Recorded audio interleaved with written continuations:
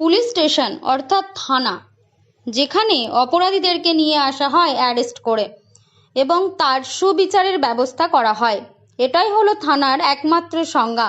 কিন্তু সেই থানাতেই যদি অপরাধীর কী বিচার হয় তা দেখার জন্য এসে পড়ে একটি অবলা জীব, তা সাধারণ মানুষের কাছে খুবই ভয়ঙ্কর। তা সত্যিই বিস্ময়কর একটি ঘটনা। এমনই একটি ঘটনা ঘটল পশ্চিম মেদিনীপুর জেলার দাসপুর থানার ভেতরে, যেখানে কর্তব্যরত পুলিশ অফিসারগণ ছিলেন। একটি স্বতন্ত্র হয়ে পড়েন ওনারা। কিছুক্ষণ পরে ওনারা বুঝতে পারেন থানার মধ্যে একটি গোকরো সাপ প্রবেশ করেছে। ঘাটাল মহকুমার ওয়াইল্ড রিকভারি টিমের সদস্য জাহাঙ্গীর বাবুর কাছে উনি আসার সঙ্গে সঙ্গেই উদ্ধার করা হয় প্রায় 4.5 ফুট দৈর্ঘ্যের বিশাল আকারের এই সাপটি। ওজন প্রায় 10 থেকে 12 কেজি। খুব পুরনো এবং ভয়ঙ্কর সাপ উদ্ধার করে নিয়ে যান দাসপুর থানা থেকে। দাসপুর থেকে আমাদের প্রতিনিধি কৌশিক কাপড়ে রিপোর্ট, NH পাবলিক টিভি। ধন্যবাদ।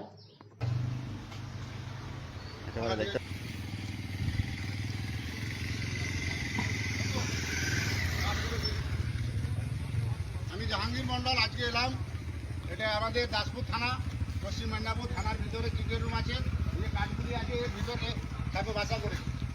বেশ কিছু সাপ আছে। আজকে এই ম্যানেজার সাহেব হাসিমুখারি ফোন করেছিলেন, আমি এসে সাপটি রেস্কিউ করে নিয়ে যাচ্ছি। জাহাঙ্গীর মন্ডল খুবই বিষাদর সাপ।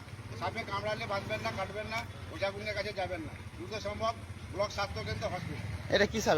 এটা ইন্ডিয়ান গোকরো আছে, খুবই পুরোনো বিষাদর সাপ, খুবই বিষাদর সাপ। কত ফুট হতে পারে এটা?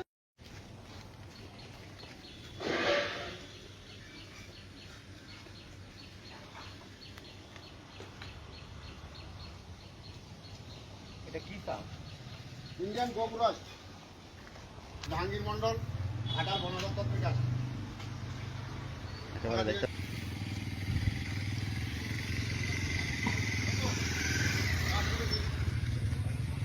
আমি জাহাঙ্গীর মন্ডল আজকে এলাম। এটা আমাদের দাসপুর থানা, পশ্চিম মেদিনীপুর থানার ভিতরে চিকেন রুম আছে, যে কাঠগুলি আছে এর ভিতরে সাপে বাসা করেছে। বেশ কিছু সাপ আছে। আজকে এই ম্যানেজার সাহেব হাসিমুখারি ফোন করেছিলেন, আমি এসে সাপটি রেস্কিউ করে নিয়ে যাচ্ছি। জাহাঙ্গীর মন্ডল খুবই বিষাদর সাপ। সাপে কামড়ালে বাঁধবেন না, কাটবেন না, ওঝাগুনের কাছে যাবেন না, দ্রুত সম্ভব ব্লক স্বাস্থ্যকেন্দ্র হসপিটাল। এটা কি সাপ? এটা ইন্ডিয়ান গোকরো আছে, খুবই পুরোনো বিষাদর সাপ, খুবই বিষাদর সাপ। কত ফুট হতে পারে এটা?